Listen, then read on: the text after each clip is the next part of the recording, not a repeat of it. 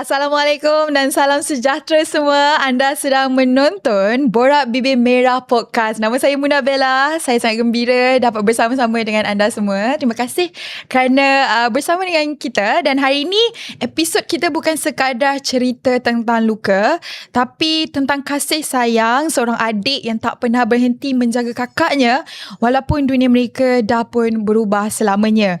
Mungkin antara anda yang sedang menonton sekarang ni atau mendengar, mungkin ada yang terlepas, belum tahu lagi. Ada juga yang pernah mendengarkan kisah Jahidah Nordin. Kak Jahidah merupakan seorang pejabat awam yang jadi mangsa keganasan rumah tangga yang sangat tragis pada tahun 2021. Beliau yang ketika itu sedang hamil mengalami kecederaan parah pada bahagian kepala akibat dipukul oleh suaminya sendiri sehingga koma. Walaupun berada dalam keadaan tak sedarkan diri di hospital, tapi dengan izin dan keajaiban daripada Allah, Alhamdulillah Kak Jahidah berjaya melahirkan bayi kandung yang dikandungnya sendiri melalui pembedahan.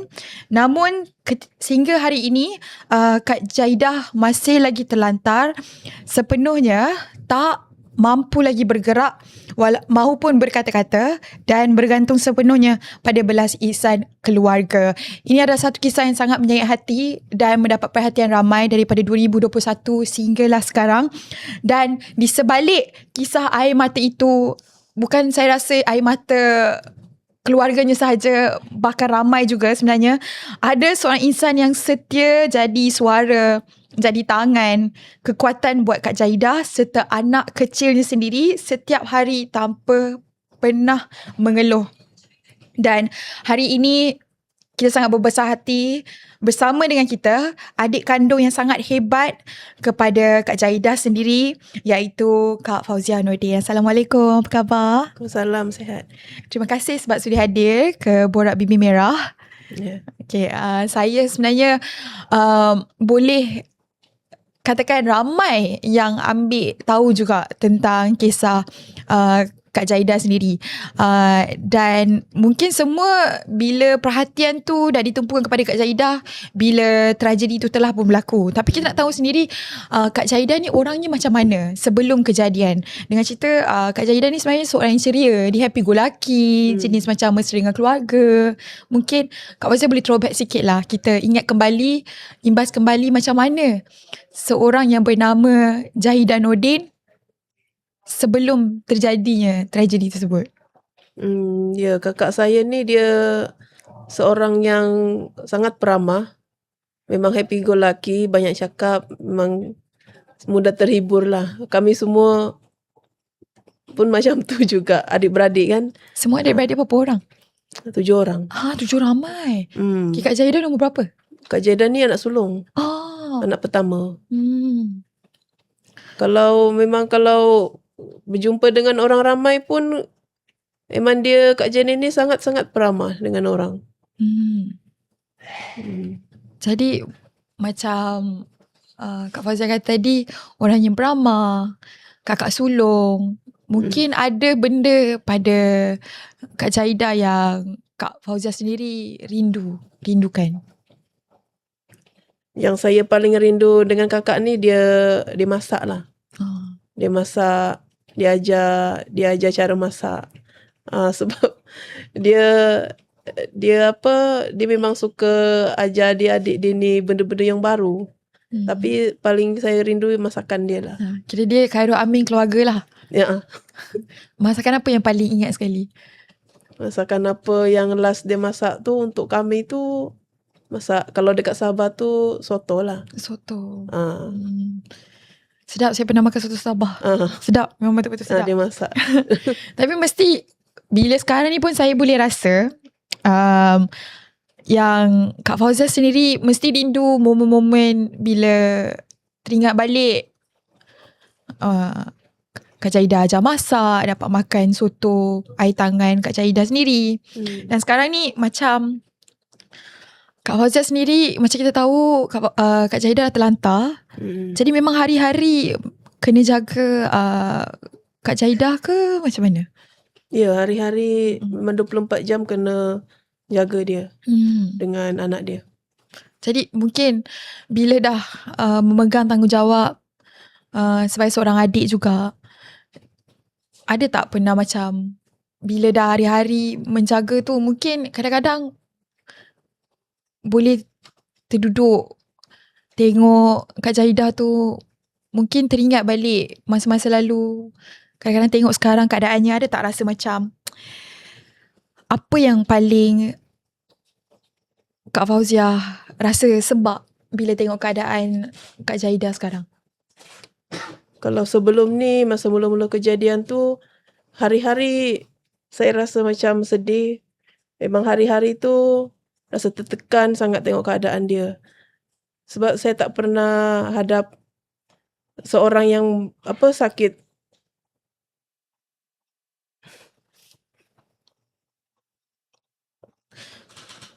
Kira Yang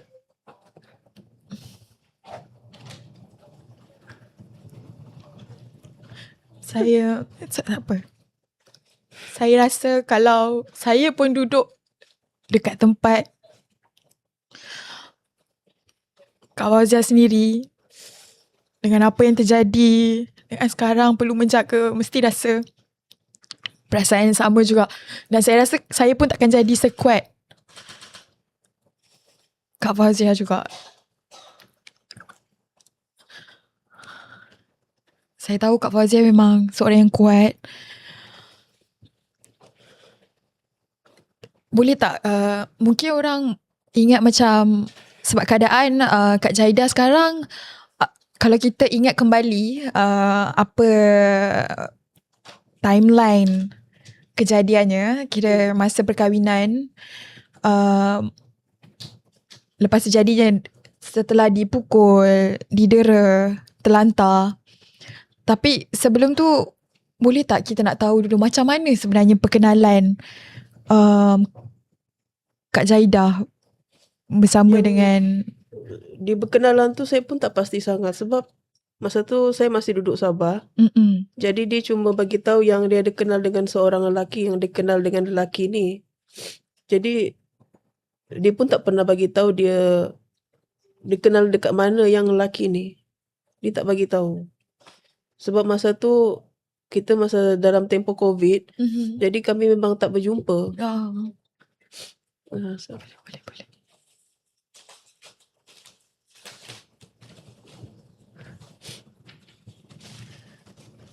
Jadi maksudnya bila dah berkahwin, kira berkahwin tu, keluarga tahu tak? Tahu. Masa Tahu. yang dia orang berkahwin tu baru kami jumpa dengan lelaki ni. Dia orang berkahwin dekat Johor. Sebelum tu kami memang tak, dia ada bagi tahu yang dia kenal dengan lelaki ni. Tapi kami tak tahu lelaki ni jenis macam mana. Masa berkahwin tu baru kami betul-betul jumpa dengan lelaki ni. Jadi tak ada perkenalan antara keluarga dan juga lelaki tu tak lah. ada.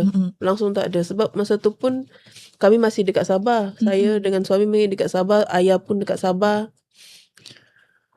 Jadi bila dah berkahwin, waktu didera tu, sebelum tu ada tak macam mungkin Kak Jahidah mengadu ke? Tak ada. Dia tak ada mengadu yang, tapi dia punya perwatakan tu memang beza sangat daripada asal. Sebelum tu dia memang sangat kuat bercerita, peramah kan. Apa-apa pun dia akan update dia akan bagi tahu dekat grup family kami. Tapi sejak dia macam kawan dengan lelaki ni, dia jadi pendiam. Bila kami tanya khabar dia pun, dia tak banyak cakap. Jadi ada perubahan sifat yang betul-betul drastik lah. Kiranya macam ni bukan Kak Jahidah ni. Kak Jahidah bukan orang macam ni. Perubahan tu ada. Jadi bila kami tanya pun dia kata tak ada apa-apa. Tapi dia bagi tahu lah yang dia kawan dengan lelaki ni. Jadi kami pun ada bincang dengan keluarga macam mungkin lelaki ni ada buat sesuatu dekat kakak. Tapi kakak tak nak bagi tahu. Dia tak nak cerita.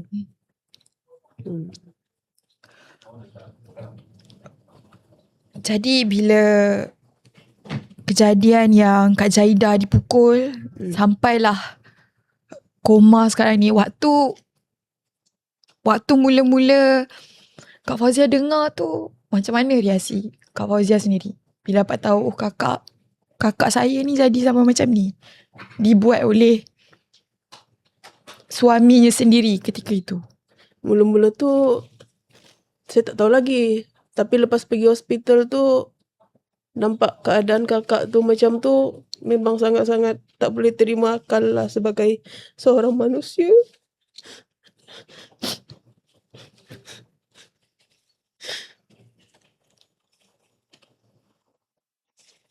Sangat teruk.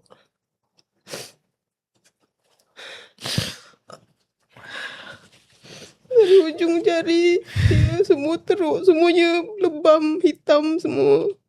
Perut dia semuanya merah, hitam, biru. Kepala dia berbalut. Saya ingatkan dia kepala dia normal. Rupanya tempurung kepala dia kena buka. Masa nak keluar tu doktor bagi tempurung kepala dia.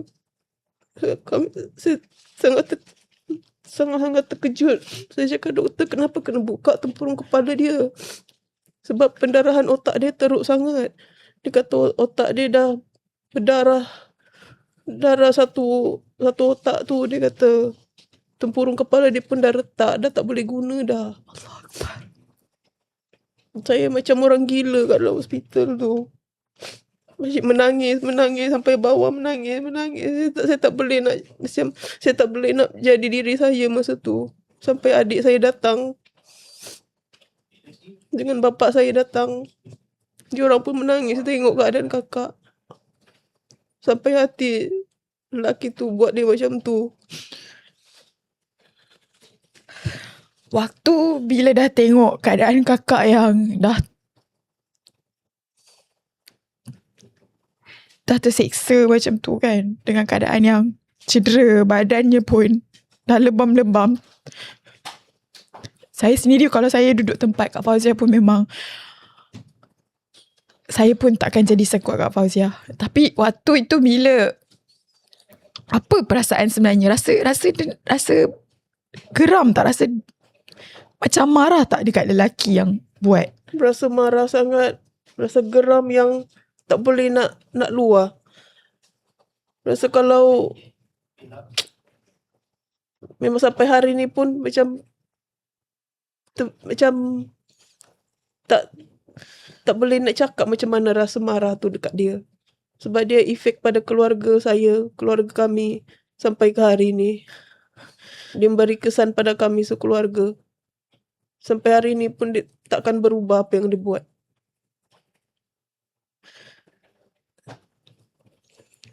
Saya perubahan dalam keluarga itu satu, juga ada juga perubahan rutin yang besar dekat Kak Fauzia sendiri sebagai seorang yang menjaga kakak. Jadi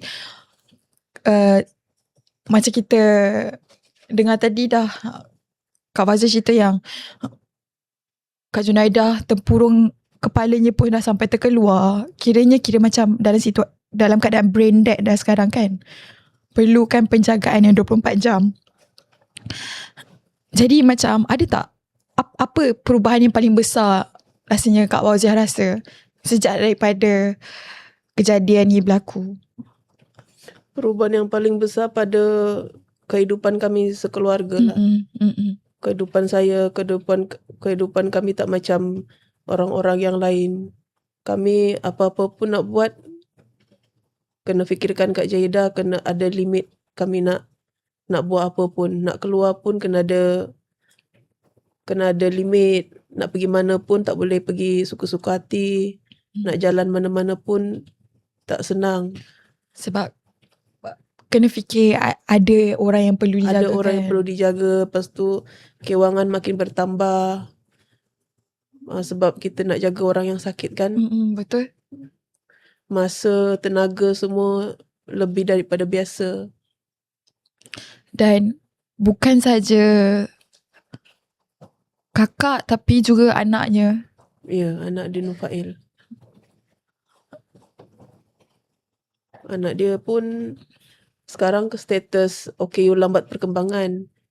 Dia pun banyak juga kena bagi perhatian. Sekarang pun saya hantar dia ke sekolah terapi untuk perkembangan dia supaya dia boleh cepat perkembangan dia seperti budak lain. Kira efek tu bukan hanya pada ibunya tapi anak dalam kandungan waktu tu pun bila dah jadi Ya, terkesan jugalah. terkesan dengan anak dia juga. Jadi macam Ishan sekarang ni dah umur berapa? Ishan Nail. Ishan Nufail. Ishan Nufail. Tahun ni dia bulan 11 dia 5 tahun. 5 tahun. Tapi dia punya perkembangan tu seperti setahun lebih. Itu yang pakar hospital diagnose dia lah.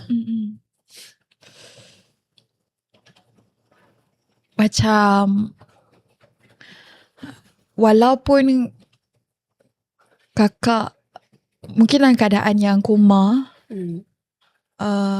kira koma ke ataupun macam dia sekarang dalam tempoh separuh sedar. Dia kalau kita cakap apa pun dia tak boleh nak respon. Dia tak boleh nak kernyit mata dia faham ke tak. Dia tak macam tu. Cuma dia ada pergerakan yang statik. Macam mata dia akan berkelip-kelip je. Tangan dia kadang-kadang ada pergerakan sikit-sikit. Tapi tu dah lama macam tu. Sejak dia sedar, mata dia buka tu, dia ada macam pergerakan sikit-sikit. Tapi ada tak pernah mungkin macam walaupun dalam keadaan separuh sedar, kadang-kadang mungkin yelah sebab hari-hari kan Kak Fauzia jaga Kak Junaida. Waktu mula-mula lepas daripada tu kan macam mungkin bersihkan badan dia, bagi makanannya. Mungkin ada tak pernah tiba-tiba rasa macam sebenarnya dia tengah tengok Kak Fauzia ni dia macam faham situasi ni. Dia pun macam mungkin masa tu nak cakap something jugalah kan. Daripada rungan mata ke, ataupun mungkin kadang nampak dia sebenarnya ada emosi waktu tu. Dia selalunya kalau dia macam ada emosi tu bila cakap mengenai anak dia, dekatkan anak dia dengan dia, dia selalunya akan keluar air mata. Itu yang saya selalu perasan lah. Kalau cakap nama anak dia je, bagi tahu Nufail buat apa, dia macam ada nampak emosi tu. Macam Nufail sendiri, kalau macam Kak Fauzia bagi kat maknya, dia faham tak situasi kenapa maknya terkujur macam tu, terbaring je. Sebelum ni dia kurang faham lah. Tapi sekarang sejak dia macam dia meningkat ni kan, umur dia macam sikit-sikit dah faham. Kalau letakkan dekat Kak Jaida tu, dia senyap. Dia akan baring, dia akan main-main tangan anak dia. Kadang-kadang dia buat bising. Saya cakap jangan bising sangat, nanti mak ni. Lepas tu dia diam. Dia macam faham. Sebab macam kakak selalu bagi tahu dia, ini ibu macam tu. Dia macam faham lah. Dia faham lah. Jadi nampak tak macam bila Kak Junaida tengok anaknya macam hari ke hari, waktu kan Kak Fauzia kata dia main-main tangan anaknya, ada tak macam kadang-kadang nampak macam peningkatan sikit? Mungkin ada dari mungkin tak boleh nak tunjuk sangat banyak emosi, bila makin hari makin macam ada sedikit peningkatan sebabkan anaknya. Dari segi emosi dia banyak mengalirkan air mata. Dari segi emosi dia lah. Setiap kali kalau kadang-kadang dia banyak mengalirkan air mata lah. Itu yang akak selalu perasan. Jadi bila dia mengalirkan air mata tu, memang akak akan cakap dengan dia, cakap sabar, yang kenapa Nufail sihat macam tu. Bagi tahu dia mengenai anak dia lah. Mengenai Nufail. Nufail buat apa, sekarang buat apa. Kadang-kadang Nufail tu nangis-nangis pun dia boleh keluar air mata. Dia macam faham anak dia nangis. Naluri seorang ibu tak pernah lari kan, macam mana keadaan pun. Ya. Tapi macam Nufail sendiri kan, sekarang baru umur 5 tahun. Tahun ni 5 tahun. Tahun ni 5 tahun. Tapi bila nanti mesti dah meningkat dewasa, satu hari mungkin akan lebih faham situasi ni, ataupun mungkin cuba faham. Mungkin satu hari ni akan tanya dekat Kak Fauzia. Nufail panggil Kak Fauzia apa? Mami. Mami, kenapa mak saya macam ni? Kenapa mak saya terlantar je? Siapa yang buat? Macam mana Kak Fauzia nak cuba terangkan kat Nufail nanti bila masa tu tiba satu hari nanti? Tahu, saya pun tak tahu.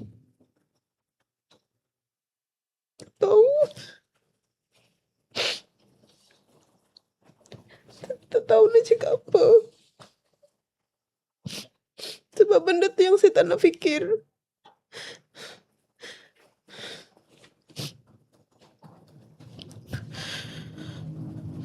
Mungkin nanti saya akan terangkan yang betul lah.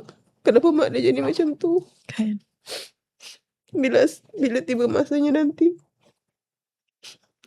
Tapi yang saya pasti Nufail mesti tahu yang maknya seorang yang sangat kuat. Walaupun diperlakukan sebegitu, tapi tetap terus ada keinginan untuk hidup.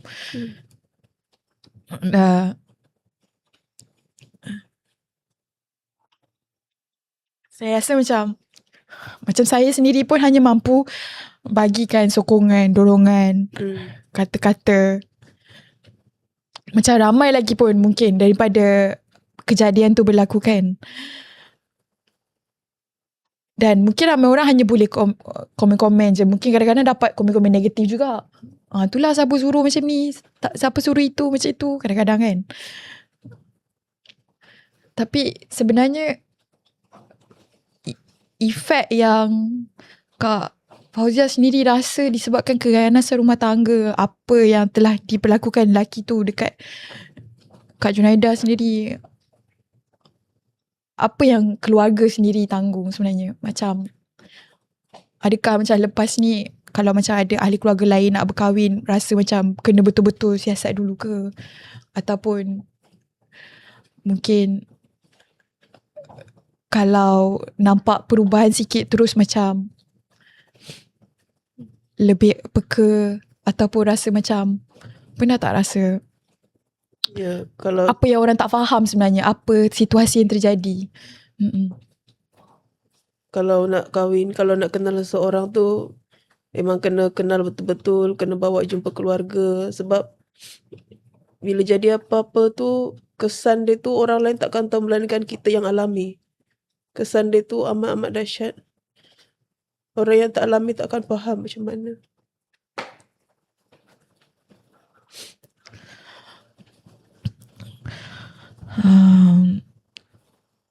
Macam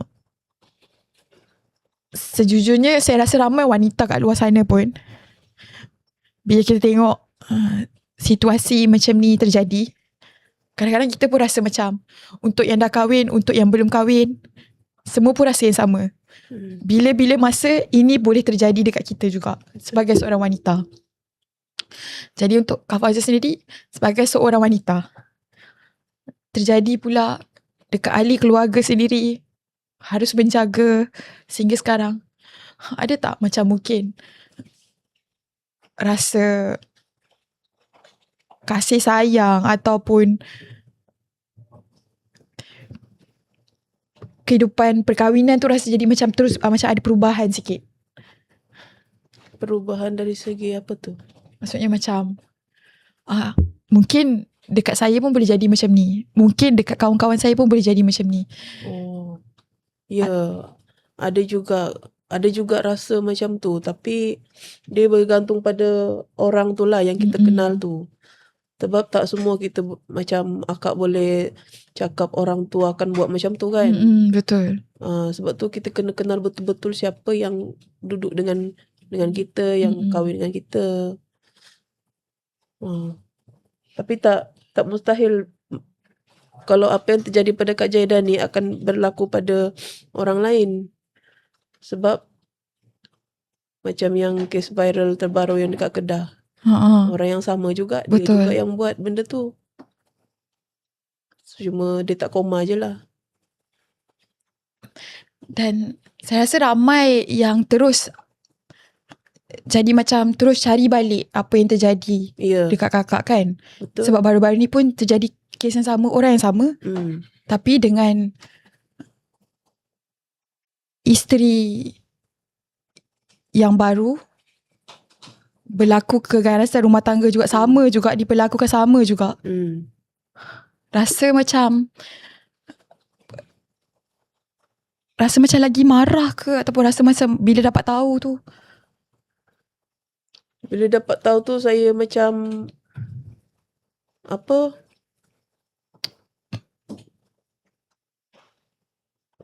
marah sebab satu, saya marah sebab yang dia duduk luar, dia buat lagi benda yang sama. Dia tak ada keinsafan. Dia dah buat kakak saya macam tu, dia buat lagi dekat orang lain. Patutnya hukuman dah dijatuh kan. Tapi berjaya ditangguh. Tapi waktu tu pun tak ada rasa macam insaf. Tu lagi rasa macam benci tu ada kat, memang rasanya terlalu marah, benci dekat dia ni, memang tak tahu nak cakap sampai bila. Rasa sakit hati, sedih setiap kali ingat tu yang sampai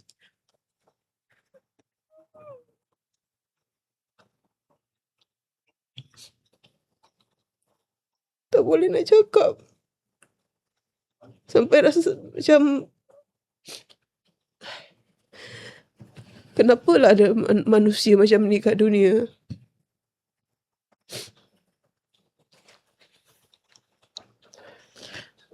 Saya memang nak pegang tangan akak sekarang macam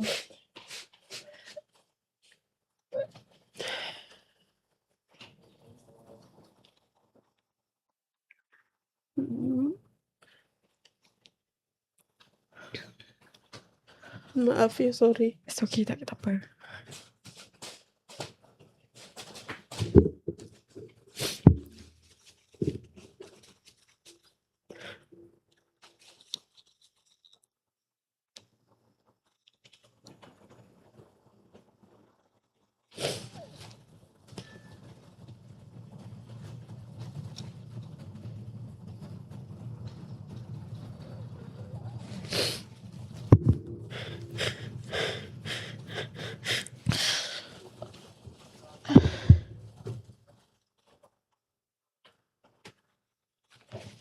Ada lagi tak?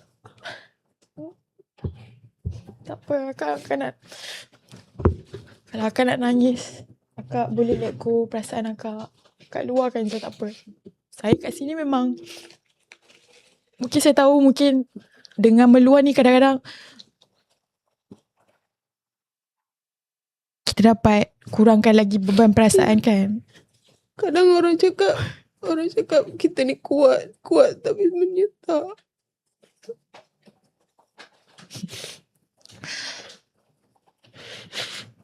Kak Fauziah pernah tak lepas kejadian tu berlaku, berjumpa dengan lelaki tu balik? Maksudnya pernah tak macam confront? Adalah dekat mahkamah. Dekat mahkamah magistrate kat Johor. Itu yang last masa saya naik dalam mahkamah tu. Itulah saya jumpa dia. Saya cakap depan dia.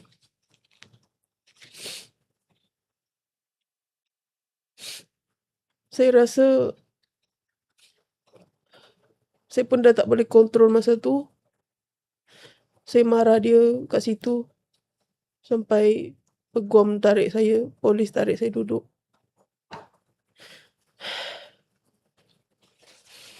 Yang itulah last saya jumpa dia. Sebab apa yang dia buat ni betul-betul memberi kesan pada kehidupan kami sekeluarga.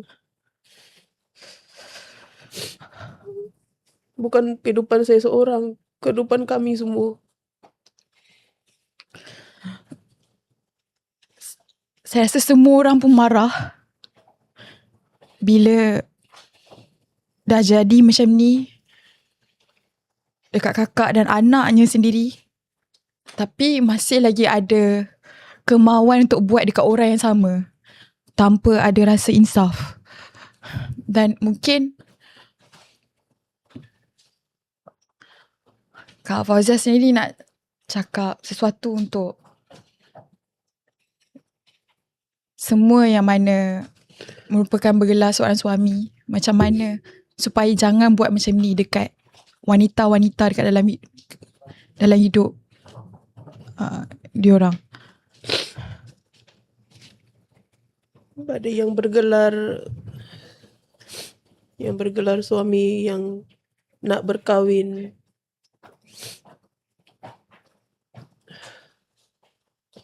supaya jagalah amanah yang diberi itu. Jangan kerana ada niat yang tak baik.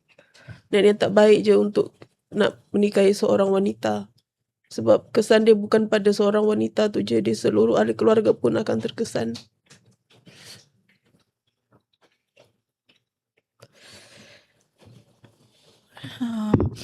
Dan saya mengharapkan dan semua orang pun mengharapkan juga. Dan saya pasti dalam sudut hati Kak Fauzia sendiri pun mengharapkan juga. Kalau satu hari tiba-tiba Kak Jaidah celik mata, mungkin sekarang dapat kelip-kelip mata, dapat kalau rasa anaknya ada, Kak Fauzia ada, boleh bagi sikit reaksi. Tapi kalau lah keajaiban Tuhan ni tak pernah kita kata takkan terjadi. Manalah tahu satu hari nanti Kak Jaidah celik mata dapat bercakap balik.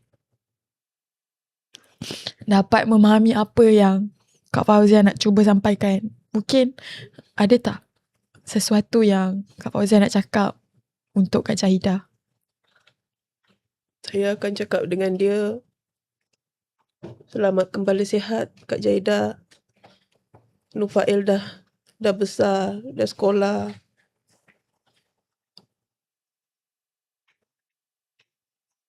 Mungkin saya akan bagi tahu semua mengenai anak dia, perkembangan anak dia.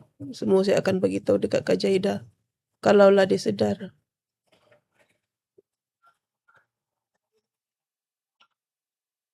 Salah satu je yang saya fikir.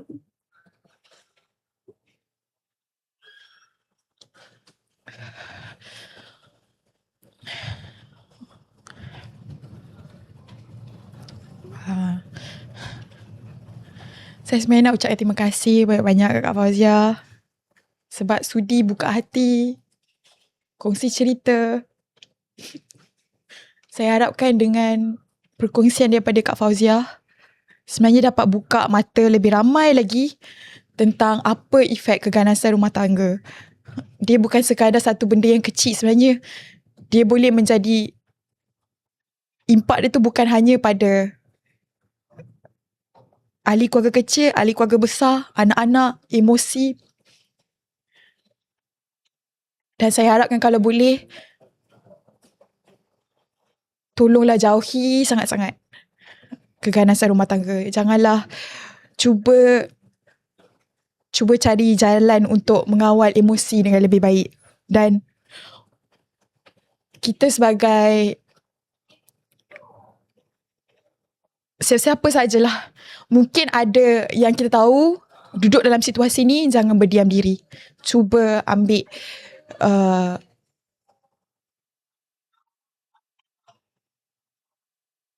tindakan dengan lebih awal sebelum perkara yang lebih buruk terjadi. Cuba dapatkan bantuan, dan saya harapkan tiada mana-mana wanita terutamanya yang terpaksa menghadapi seksanya sebegini. Dan sekali lagi saya nak ucapkan terima kasih Kak Fazia. Kak Fazia, saya minta ampun, minta maaf kalau mungkin ada terkasar bahasa, tertanya lebih, terbuatkan Kak Fauzia mungkin teringat balik memori-memori yang menyakitkan. Betul, saya sangat teringat. Saya sebenarnya dah lama, macam saya tak nak ingat memori yang lama tu sebab dah 5 tahun kan. Tapi sebab itulah saya pun macam dah kurang dalam media sosial sebelum ni. Dalam TikTok saya kan. Tapi itulah, bila datang balik macam ni kan, saya tak boleh nak tahan. Sedih tu macam mana. Kalau boleh biar orang pun tahu yang saya sedih sangat. Tak apa, kami mana yang boleh dikongsi perasaan, emosi tu, kami, saya rasa semua pun memahami. Dan tak ada orang yang boleh sekuat Kak Fauzia. Walaupun Kak Fauzia mungkin rasa macam saya tak kuat, tapi Kak Fauzia memang orang yang kuat. Terima kasih lagi sekali Kak Fauzia sebab sudi bersama dengan kami. Dan untuk semua yang menonton, terima kasih sekali lagi. Saya ucapkan semoga kita dapat mempelajari sesuatu daripada Borak Bibir Merah pada kali ini. Dan sebelum kita berpisah, jangan lupa untuk follow kami Sinar Plus di semua platform social media untuk lebih pengisian dan juga kisah-kisah masyarakat yang lebih menarik. Nama saya Munah Bella. Terima kasih kerana bersama kami di Borak Bibir Merah. Assalamualaikum.